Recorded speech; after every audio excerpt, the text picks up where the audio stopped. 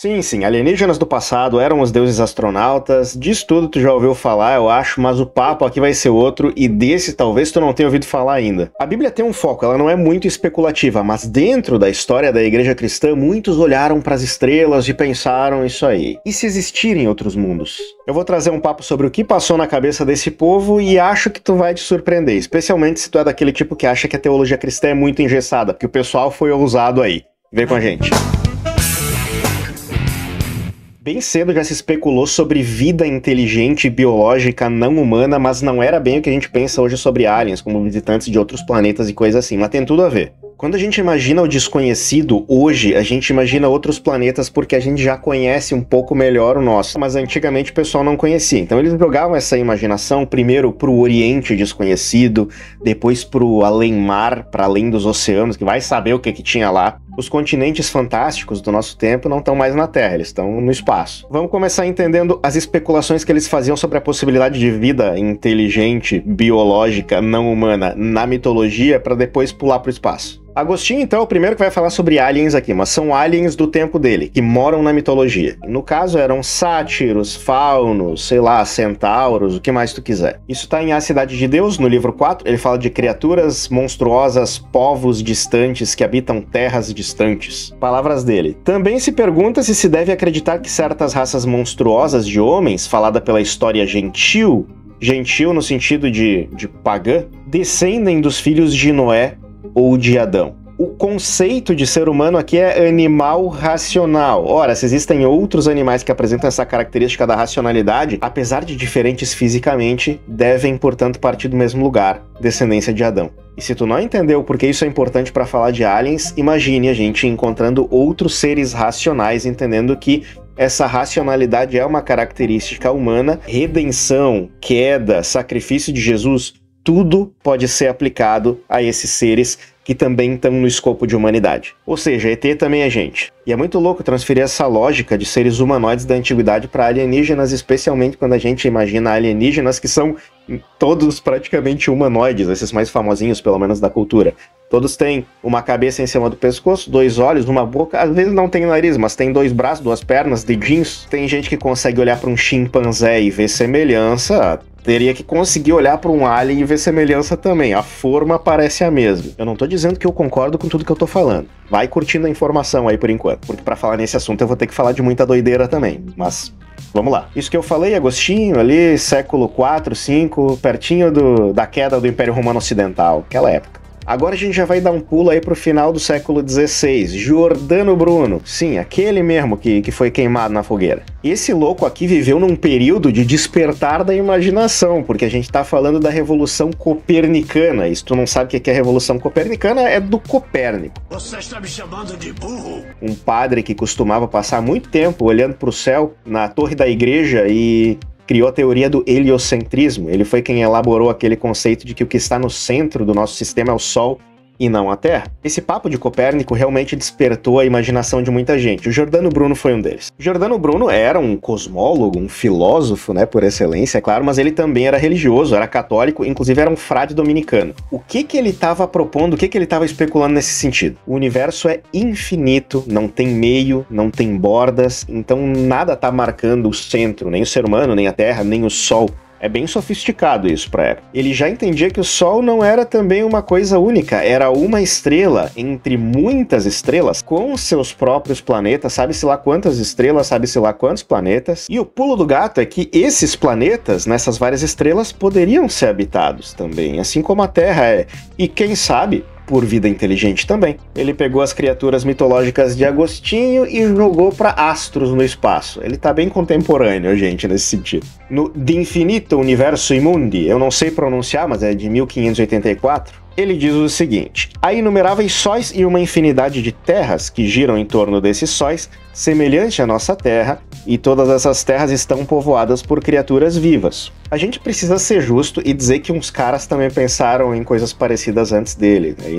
Então aí os filósofos gregos, Epicuro, Demócrito. Mas quando a gente pensa numa cosmologia teológica aí, entre os pensadores cristãos pós-medievais, Giordano Bruno foi o primeiro. E foi um pensamento bem diferentão, bem sofisticado para a época, e teria base no conceito de um Deus todo-poderoso, no sentido de que um Deus infinito poderia criar infinitos mundos com infinitas civilizações. Ora, Deus tem poder para isso. Claro que tu tem uns problemas para aplicar a queda, redenção, sacrifício de Cristo, mas eu tô fazendo um outro vídeo sobre isso em breve. O que é importante falar sobre Giordano Bruno também, para, sei lá, ajudar a desfazer alguns mitos que também existem em volta dele, é que ele não foi condenado pela igreja por ter proposto essas coisas e nem por ser cientista. Não tinha problema nenhum ser cientista na época. Inclusive, se produzia muita ciência na igreja medieval, e se produzia mesmo. O Giordano foi condenado por posicionamentos teológicos e não científicos. Eu não tô dizendo que, não, então tá valendo, legal ter queimado o cara. Não concordo com isso, em primeiro lugar, tá? Mas, de fato, ele pode ser considerado um herege. E não é por causa da ciência, é por exemplo, negar a Trindade. Além de questionar a divindade de Cristo, questionar a virgindade de Maria, que no catolicismo da época vocês devem imaginar que era bem pesado. Tá pegando fogo, bicho! Fez alguns comentários sobre reencarnação. E nessas de Deus infinito, universo infinito, ele acabou amalgamando um pouco as coisas, desenvolveu uma visão mais panteísta, né, de que Deus não é só criador do universo, mas ele é o universo, ele está nas coisas. As ideias cosmológicas, científicas dele, por assim dizer, agravaram um pouco o quadro dele, é verdade, mas ele não foi condenado por causa daquelas coisas. Agora nós vamos pegar a nossa maquininha do tempo e ir até o século XVI e XVII na França. Aí deu uns papos bons, viu? Agora nós já temos uma coisa um pouco mais desenvolvida, porque a gente passou pela Revolução Copernicana, heliocentrismo, a gente passou por Giordano Bruno, e a gente passou por um outro cara famosinho aí chamado Galileu, que também não foi condenado por ser cientista, diga-se de passagem, foi mais por ter zoado o Papa mesmo. E ele não morreu na fogueira também, ao contrário do que alguns pensam, ele ficou em prisão domiciliar na casa dos Medici, os mais ricos da Itália. Então, o fim dele foi injusto, mas não foi tão ruim quanto às vezes pensam que foi. Tá bom. E Galileu foi quem trouxe à tona mais do que o conceito de outras estrelas com planetas habitáveis, mas de luas ao redor de planetas. Então, a gente tem mundos e outros mundinhos ao redor desses mundos, isso é incrível. Inclusive, hoje, no Sistema Solar, as maiores especulações de possibilidade de vida fora da Terra não estão em planetas, estão em luas de planetas, especificamente algumas aí de Júpiter e Saturno.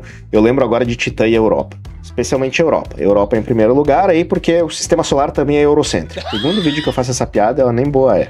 O primeiro é o Bernard Le Fontanet de la Bovier. Bernard Le Bovier de la Fontanelle. Um sotaque horrível. Ele publicou uma obra chamada Entretien sur la pluralité des mondes. Você não vai ter amigo nenhum desse jeito. Conversa sobre a pluralidade dos mundos, de 1686. Ele tentava trabalhar o conceito de vida em outros mundos de uma forma teologicamente coerente para não incorrer em heresia.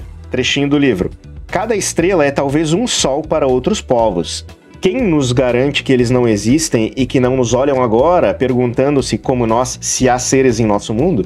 E agora Christian Huygens, que era dos Países Baixos, mas estudou na Academia de Ciências de Paris também, na França. Através de observações astronômicas, ele defendia de forma mais racional e menos filosófica do que o Bernard, por exemplo, fazia, que outros planetas deveriam, provavelmente sim, ser habitados por vida e por vida inteligente. Cada um desses povos adaptado às condições naturais, biológicas de cada planeta. Um trecho aqui de Cosmotheoros, de 1698, obra dele. Não há razão para acreditar que a Terra goze de um privilégio exclusivo. Seria arrogante supor que esse pequeno ponto do universo seja o único habitado.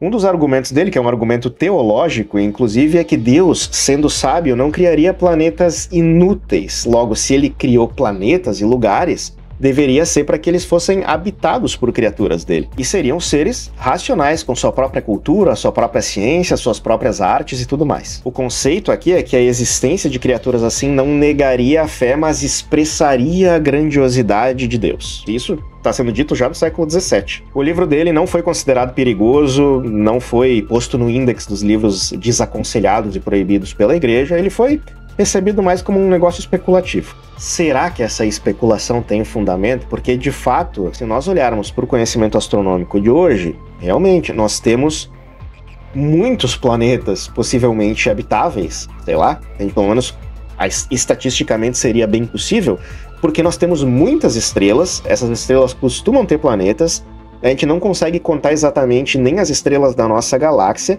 a gente não consegue contar as galáxias que existem, então, sei lá, esse cálculo é doido. Pausa para um comunicado importante. Esse canal aqui não é monetizado, mas tu pode ajudar a gente se ajudando a trabalhar num ambiente melhor, viver num ambiente melhor, mais feliz, mais agradável, mais cheiroso, com o Vilarejo das Velas. Dá uma conferida no site, porque são os melhores home sprays e velas aromáticas que tu já vai ter cheirado e eu não tô brincando. Confere aqui o site, confere, olha que belezuras, coleção Nárnia em ativa, em breve tá saindo a coleção de Natal para tu presentear os teus melhores amigos, tua família, tua namorada, teu namorado, e ganha ainda um descontinho com o cupom de boinas. Fica a dica. Fim da pausa, mas confere Vilarejo, hein? Frank Drake tinha criado uma equação para imaginar aí quantas civilizações poderiam existir no nosso universo. Eu pedi aqui pro Maiá me ajudar, obviamente, porque eu sou ruim de matemática, a considerar o conhecimento astronômico atual e tentar aplicar a equação dele num cenário otimista e pessimista só para Via Láctea, tá? Um cálculo restrito ao contexto da Via Láctea, porque se for para o universo,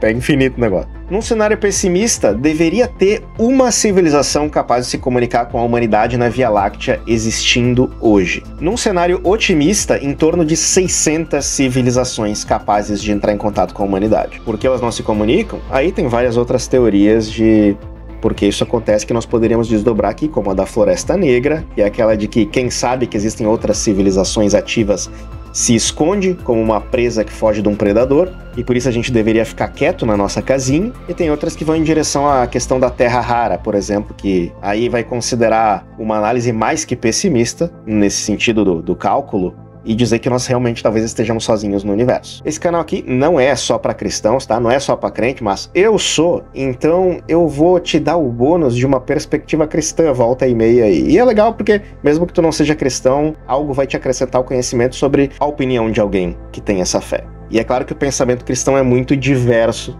também. Mas eu sou da opinião de que aprender sobre pontos de vista diferentes enriquece. Uma coisa é fato numa perspectiva cristã e não é tão especulativa no meio desse monte de informação, que é, seja lá o que existe no universo, se existe, Deus criou e não foge do seu conhecimento nem da sua soberania. Nada do que existe, portanto, pode descredibilizar Deus ou destruir Deus, mesmo que conceitualmente. Os céus proclamam a glória de Deus e o firmamento anuncia as obras das suas mãos, ou seja, quanto mais a gente vai entendendo a vastidão do universo e a quantidade de coisas que existem, a quantidade de coisas criadas, mais a gente vai entendendo um pouquinho sobre a grandiosidade de Deus. Um universo gigantesco, infinito, cheio de estrelas, cheio de sols, cheio de pulsares, cheio de buracos negros, cheio de matéria escura, cheia de galáxias, cheia de vizinhanças de galáxias, um negócio infinito, impossível de sondar, nos falam sobre um Deus grandioso, infinito, impossível de sondar, mas que mesmo assim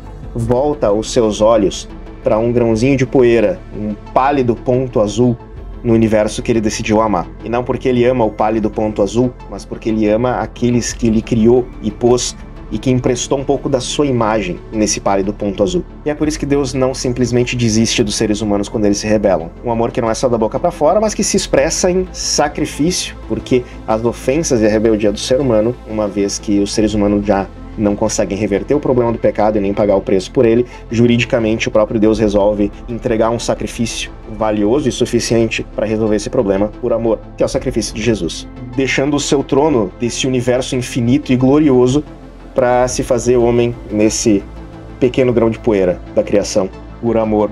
Não compreendo, mas agradeço. Agora vamos caminhar um pouquinho mais nessa especulação e nos perguntar, e se aparecerem aqui no nosso mundinho aliens, na prática, não mais na teoria, não mais especulativo? Agora, apareceu aqui, tá na cara, desembarcaram da escadinha. Como a fé cristã vai lidar com isso? Se tu quer engolir essa bomba, tu vai ter que seguir o de boinas e ativar esse sininho, porque vai ser nosso próximo vídeo. Agora, o que tu acha sobre isso? Uma grande pataquada? Um assunto vazio, idiota? Se tu ficou até aqui, acho que tu não acha idiota não, hein? Uma especulação antibíblica? Ou é a Bíblia que tá errada? Precisa conseguir conciliar os assuntos ou não? E se tu não for cristão, como a tua fé recebe essas coisas? Como é que vocês especulam essas questões aí? Eu quero realmente ouvir a opinião de vocês sobre isso. Espero que tu tenha aprendido algo novo com a gente aí hoje. Até mais!